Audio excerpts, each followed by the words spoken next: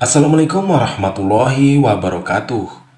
Alkisah, mimpi buruk yang dialami Baginda Raja Harun al-Rasyid tadi malam menyebabkan Abu Nawas diusir dari negeri Baghdad. Abu Nawas tak berdaya.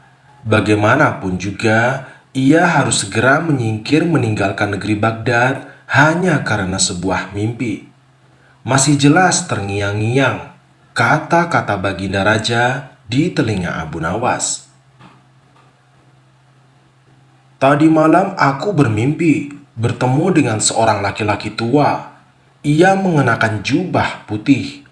Ia berkata bahwa negerinya akan ditimpa bencana bila orang yang bernama Abu Nawas masih tetap tinggal di negeri ini. Ia harus diusir dari negeri ini sebab orang itu membawa kesialan.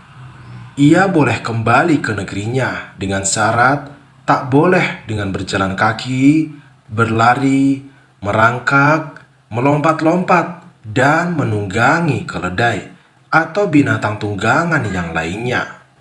Dengan bekal yang diperkirakan cukup, Abu Nawas mulai meninggalkan rumah dan istrinya.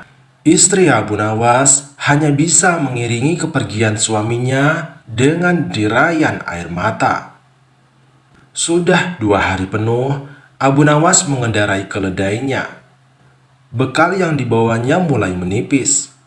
Abu Nawas tidak terlalu meresapi pengusiran dirinya dengan kesedihan yang terlalu mendalam. Sebaliknya, Abu Nawas merasa bertambah yakin bahwa Tuhan yang Maha Perkasa akan segera menolong keluar dari kesulitan yang sedang melilit pikirannya. Bukankah tiada seorang teman pun yang lebih baik daripada Allah Subhanahu wa Ta'ala dalam saat-saat seperti itu?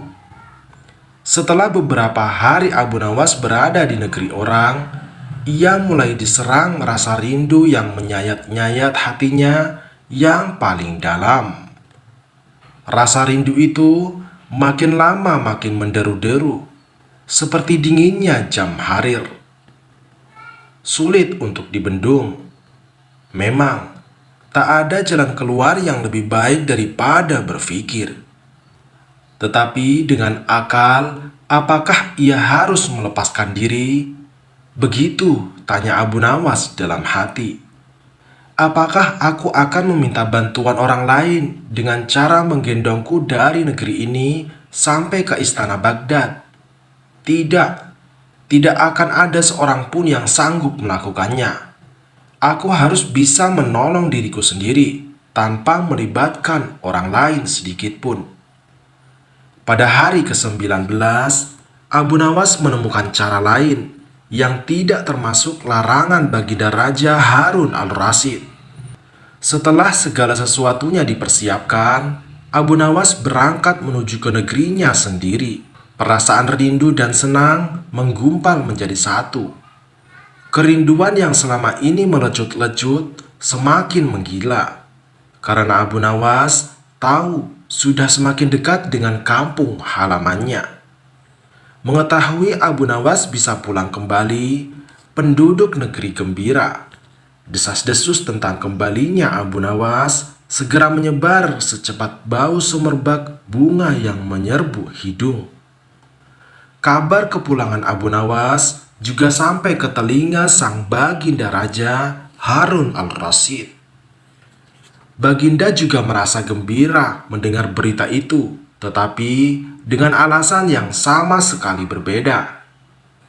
Rakyat gembira melihat Abu Nawas pulang kembali karena mereka mencintainya. Sedangkan Baginda Raja gembira mendengar Abu Nawas pulang kembali karena beliau merasa yakin kali ini pasti Abu Nawas tidak akan bisa mengelak dari hukuman.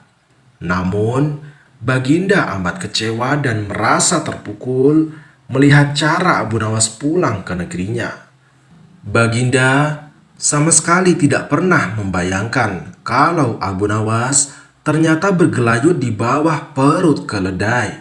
Sehingga Abu Nawas terlepas dari sanksi hukuman yang akan dijatuhkan karena memang tidak bisa dikatakan telah melanggar larangan bagi daraja, karena Abu Nawas tidak mengendarai keledai. Wassalamualaikum warahmatullahi wabarakatuh.